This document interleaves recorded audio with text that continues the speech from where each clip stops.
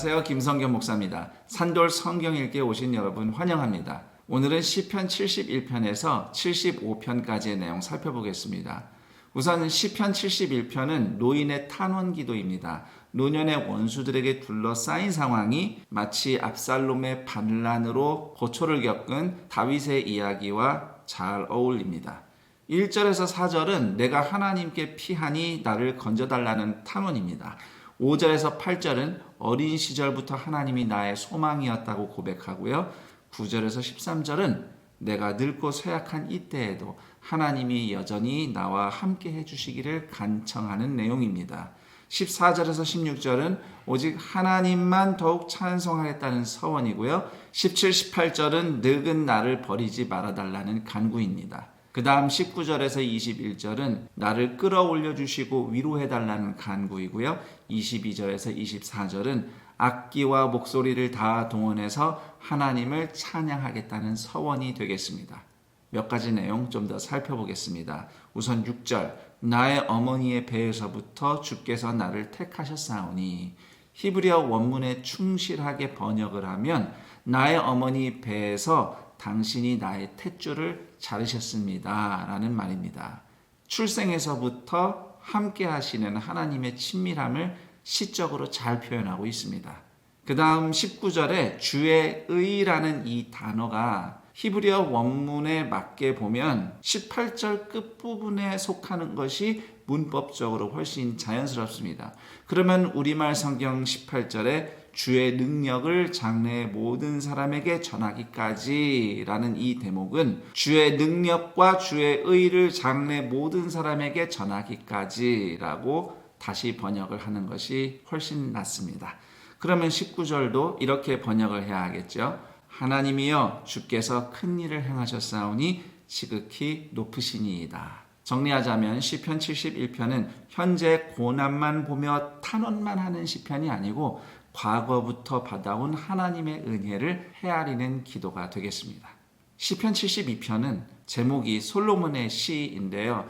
20절을 참고할 때 다윗이 솔로몬을 위해 올린 기도 시편으로 보입니다. 1절에서 17절은 이스라엘 왕을 향한 축복이고요. 왕의 통치가 굳건하고 풍요로우며 영광과 명성을 얻는 왕이 될 것이라는 축복입니다. 동시에 이스라엘 왕이 정의로운 왕, 가난하고 약한 자를 돕고 구원하는 왕이 되기를 바라는 기대가 담겨 있습니다. 18절에서 20절은 이스라엘의 하나님을 향한 찬송입니다. 몇 가지 조금 더 자세히 들여다보겠습니다. 1절의 판단력, 히브리어로 미시파트인데요. 주로 공정한 재판을 의미하는 단어입니다. 그래서 이 시편에서 미시파트는 판단력으로 번역되고 있어요. 그런데 재판을 공정하게 하면 악인을 벌하고 약자를 구원하기 때문에 미시파트 같은 단어가 2절에서는 정의로 번역되고 있습니다. 그리고 2절에 공의, 히브리어로 쯔다카라는 말인데 우리를 구원하시는 하나님의 의를 의미한다고 하겠습니다. 3절과 7절에 평강이란 단어가 나오죠. 히브리어로 샬롬입니다. 그런데 샬롬은 삶이 안정적이고 넉넉하고 건강한 전반적인 상태를 의미해요. 그래서 그냥 평강보다는 안녕, 웰빙이라고 번역하는 것이 더 나을 수 있습니다. 샬롬 안에는 평화와 복지와 풍요 모두 다 담겨 있습니다. 그래서 샬롬이 오늘날 히브리어 인사말이 된 거죠. 우리말에서 안녕, 안녕하세요 라고 인사하는 것처럼 말이죠. 그리고 미시파트, 쯔다카, 샬롬, 다시 말해서 정의와 공의와 평강은 하나님 나라 공동체 안에서 하나로 연결됩니다. 그러한 정의와 공의와 평강의 결정체는 예수 그리스도의 십자가입니다. 죄를 심판하는 정의, 그리고 죄인을 구원하는 공의, 그 결과 하나님과 사람과 사람이 함께 누리는 평강, 이 모든 것이 바로 십자가입니다. 여기까지가 시편 제2권이고요. 이제 시편 73편부터 89편까지가 제3권입니다. 다윗 가문의 몰락과 이스라엘의 포로기 역사에 대한 시편이에요. 3권의 첫 번째 시편인 73편은 악인의 번영을 지켜보는 의인의 괴로움이 담겨있는 기도입니다. 1절은 마음이 정결한 자에게 선을 행하시는 하나님에 대한 믿음을 고백하고 있습니다. 그리고 2절에서 12절은 번영을 누리며 뻔뻔하게 잘 사는 악인들을 고발하고 있고요. 13절에서 16절은 악인들과 달리 믿음을 지키며 살아온 의인 자신은 오히려 고난을 당하는 현실에 대해서 자괴감을 느낀다고 고백하는 내용입니다. 그러나 17절에서 20절은 성도가 성소에 나와서 기도하는 동안 하나님이 파멸시킬 악인들의 결말에 대해 깨닫고 선포하는 내용이고요.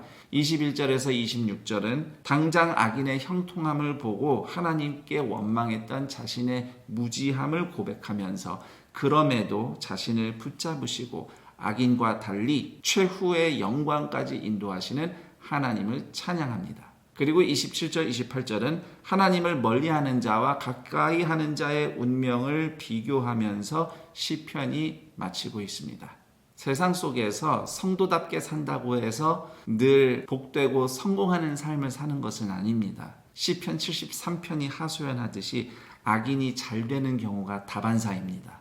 그러나 성도는 17절에서처럼 예배 자리에서 하나님을 바라보고 살아낼 힘을 다시 얻습니다. 그래서 규칙적인 예배가 성도에게 중요한 것입니다. 시편 74편은 원수에 의해 성전이 유린당한 현실에 대해 탄원하는 시편입니다.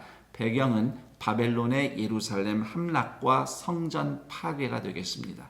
1절에서 3절은 원수가 성전까지 침입해서 악을 행하는 현실을 보며 하나님이 성전과 백성을 버리신 것인가 한탄하며 하나님의 자비를 구하는 내용입니다. 4절에서 11절은 원수가 성전에서 어떤 악을 저지르고 있는지 고발하고 또한 하나님의 말씀이나 일하심이 전혀 없는 것 같은 현실을 토로하며 하나님께서 원수에 대해 행동하실 것을 간구하는 내용입니다. 12절에서 17절은 과거 하나님께서 행하신 구원, 특히 출애굽 사건과 세상을 다스리시는 하나님의 권능을 찬양하는 내용입니다. 그리고 18절에서 23절은 예루살렘을 유린하며 하나님을 능욕한 원수를 벌하고 학대받는 하나님의 언약 백성을 구원해달라는 간구가 되겠습니다. 몇 가지 살펴보면 우선 8절에 회당이라는 단어가 나옵니다. 히브리어로 모에드라고 하는데 모임 또는 만남의 장소를 의미하고요. 많은 경우 모여서 예배드리는 절기를 의미하기도 합니다. 참고로 구약시대 회막을 히브리어로 오헬 모에드라고 합니다. 오헬, 장막, 모에드, 만남이라는 뜻입니다. 그리고 14절에 리워야단이라는 단어가 나옵니다. 가나안 신화에서는 바다용 또는 그와 유사한 괴물을 부르는 이름인데요. 성경에서는 사탄의 세력을 상징하는 데 쓰였습니다. 그래서 13, 14절에 하나님이 바다를 나누고 리워야단의 머리를 부셨다는 말씀은 출애굽 때의 홍해가 갈라진 사건을 의미하고요. 따라서 여기서 리워야단은 애국을 상징하는 단어가 되겠습니다. 정리를 해보자면 시편 74편은 문제가 해결되지 않은 기도예요. 기도자의 영적 변화조차 일어나지 않아요. 그러나 이 시편은 당장 기도로 해결되지 않아도 성도는 꾸준히 기도하며 하나님 앞에 나아가야 함을 보여주고 있습니다. 시편 75편은 재판장이신 하나님을 신뢰하며 감사하는 시편입니다. 어떤 면에서는 앞서 응답되지 않았던 시편 74편의 기도가 응답되어서 감사하는 시편처럼 들리기도 합니다. 제목을 보면 알다스 헷이란 단어가 나오는데 57편에서 59편에도 같은 단어가 등장합니다. 일종의 곡조 또는 음악의 장르로 추정이 되고요. 굳이 직역하면 부패하지 말라는 뜻입니다. 1절은 하나님을 향한 감사 찬송이고요. 2절에서 5절은 오만한 악인들을 심판하시겠다는 하나님의 예언 말씀입니다. 6절에서 8절은 말씀대로 하나님이 분명히 재판장이심을 고백하는 내용이고요. 9절 10절은 하나님을 찬양하며 악인은 심판받고 의인은 높임받을 것을 선포하고 있습니다. 몇 가지 내용 살펴보자면 우선 1절에 주의 이름이 가깝다는 표현이 나오는데요. 하나님이 가까이 계신다는 뜻입니다. 이스라엘 사람들은 하나님을 직접 부르지 않고 하나님의 이름이라고 표현하기도 합니다. 그 다음 8절에 여호와의 손의 잔, 이것은 진노의 잔, 심판의 잔을 의미합니다. 예수님께서도 십자가를 하나님이 주시는 잔으로 묘사하셨죠. 왜냐하면 십자가 죽음이 죄인에게 내려질 하나님의 심판의 잔을 의미하기 때문입니다. 결국 8절 말씀이 예수님을 통해 성취된 덕분에 우리가 구원을 얻은 것입니다. 여기까지 시편 71편에서 75편까지의 내용 살펴봤습니다. 그럼 전 여기서 인사드리고 다음 시간에 다시 찾아뵙겠습니다. 감사합니다.